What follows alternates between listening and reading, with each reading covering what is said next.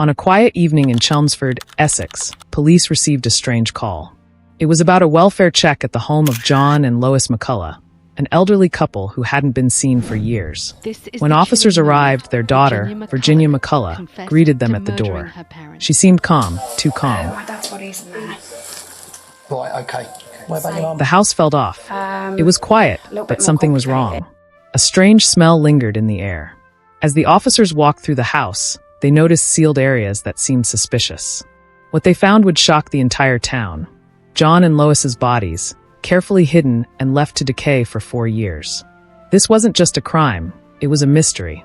Why would a daughter do this to her parents? How could she keep their bodies in the house for so long without anyone knowing?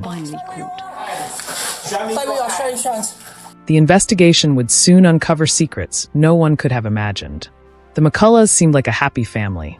John, a retired engineer, and Lois, a former teacher, were respected and loved by everyone in their community. They were kind and supportive parents to Virginia, who people thought was a loving and devoted daughter. But appearances can be deceiving. Virginia had been hiding something. She had financial problems and debts piling up, but she never told her parents. She didn't want them to know she was struggling. Instead, she pretended everything was fine. No one, not her friends, neighbors, or even her parents, knew the truth about what was happening in her life. Virginia's debts grew worse. She started feeling trapped, scared, and desperate. She was worried that her parents would find out and be disappointed in her. The pressure became unbearable. Then, in 2019, something snapped. One night, during what seemed like a normal conversation, things escalated. It ended with Virginia killing her parents. What exactly happened that night remains unclear, but the result was horrifying. Virginia chose not to report their deaths.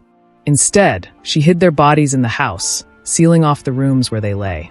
For 4 years, Virginia lived with the weight of her secret. She went about her life as if nothing had happened, maintaining the facade of a caring daughter. Friends and neighbors would occasionally ask about John and Lois, and Virginia always had a response ready. "Oh, they're traveling," she'd say with a smile. Or, "They've retired to a quieter life." But inside the house, the truth lingered, silent and horrifying. The rooms where John and Lois's bodies were hidden remained locked. The faint, musty odor was explained away to visitors as an old house smell. Virginia's calm exterior masked a growing fear. How long could she keep this up? The question wasn't if the truth would come out. It was when. And when it did, it would be devastating. In late 2024, neighbors started to notice something odd. The McCullough house, once warm and inviting, now seemed cold and lifeless. The usually chatty Virginia had become more withdrawn, avoiding neighbors and dodging questions about her parents. Rumors began to spread. Then came the anonymous tip. To this day, no one knows who made the call. But it was enough to send police to the McCullough residence. Officers expected a routine check, perhaps finding an elderly couple needing help. Instead, they walked into a nightmare. As officers stepped into the McCullough home, an eerie silence greeted them. Virginia tried to appear calm, but her nervous glances and hesitant answers gave her away. The police noticed the locked rooms and the overpowering smell that couldn't be ignored. When they forced the doors open, they were hit with a sight they would never forget. John and Lois's bodies lay inside, mummified by time, but unmistakably there. The officers were stunned. How could anyone live with this? Virginia didn't resist when police arrested her. She sat in silence, her face pale, as neighbors watched from their windows, horrified and confused. Whispers of shock and disbelief filled the air. How could the cheerful, polite woman they knew have done something so horrific? At the police station, Virginia's calm exterior began to crack. She spoke in fragmented sentences, trying to justify her actions, but her words only raised more questions. What had driven her to such a horrifying act? The news of John and Lois's murders spread like wildfire. Chelmsford, a town where nothing ever seemed to happen, was now the center of a gruesome mystery. Media outlets descended, cameras flashing as reporters speculated about what could have led to such a tragedy. Neighbors who once adored Virginia now avoided her name. The McCulloughs had been pillars of the community, and their deaths felt like a personal loss to everyone who knew them.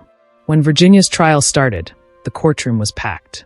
Prosecutors painted her as cold and calculating, a woman who valued her secrets more than her parents' lives. The defense argued she was a desperate woman, overwhelmed by her financial struggles and mental health issues. Testimonies revealed Virginia's mounting debts and the fear that her parents would discover her lies. But could fear alone explain the decision to kill and to live with the consequences for 4 long years? As the trial progressed, the evidence against Virginia became impossible to ignore. The forensic reports were damning.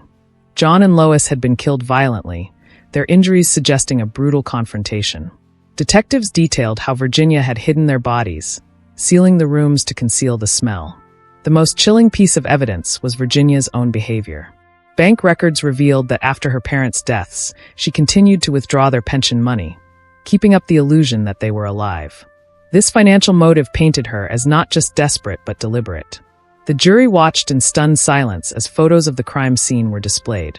The once cozy home had become a house of horrors, and Virginia's cold demeanor in court only deepened the unease. Under the weight of mounting evidence, Virginia finally broke down. Do not mention, word question, social life report, anything to do with the evidence. Okay? Alright, your rest is necessary. In a tearful confession, she admitted to killing her parents. She claimed it had started as an argument over money. To tell us The only something. reason I said I need to tell you something about what's upstairs on the top floor as well. It's fine. Yeah, okay. My dad's body's there. Right, okay. Spiraling into violence she hadn't intended. Her words were chilling. I didn't mean for it to happen. I panicked. I thought I could fix it, but no explanation could undo what had been done. The courtroom was silent, the gravity of her actions sinking in for everyone present. When it came time for sentencing, the judge's words were stern yet somber. Your actions were not just crimes, but betrayals of the deepest trust, a child toward her parents. While your struggles are evident, they do not excuse the choices you made. Virginia was sentenced to life imprisonment with a minimum term of 30 years, reflecting the severity of her crime. The verdict brought some closure, but for many, it left lingering questions. Could anything have prevented this tragedy? The town of Chelmsford struggled to come to terms with what had happened. People who had once smiled at Virginia in passing now avoided the house altogether. It became a symbol of betrayal and loss, a haunting reminder of the tragedy that had unfolded within its walls. Counselors were brought into the community to help neighbors process the trauma. Some said they could never forgive Virginia, while others pitied her, believing she had been driven to the brink by desperation. Amid the tragedy, the community came together to honor John and Lois McCullough. A memorial was held in their favorite park, where friends and neighbors shared stories of their kindness and generosity. They were good people, one neighbor said, fighting back tears. They didn't deserve this. The memorial wasn't just about mourning. It was about reclaiming their memory from the darkness of their deaths. Virginia now lives her days in a prison cell, far from the life she once knew. Reports suggest she keeps to herself, rarely speaking to others. Whether she feels remorse or simply regret remains unclear. Her case serves as a haunting reminder of how desperation and secrecy can spiral into tragedy. It's a story that Chelmsford, and perhaps the world, will never forget.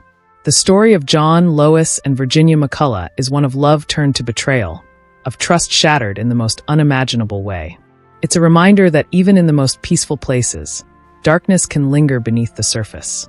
As we leave this tale behind, we're left with one question. What drives someone to betray the ones they love most?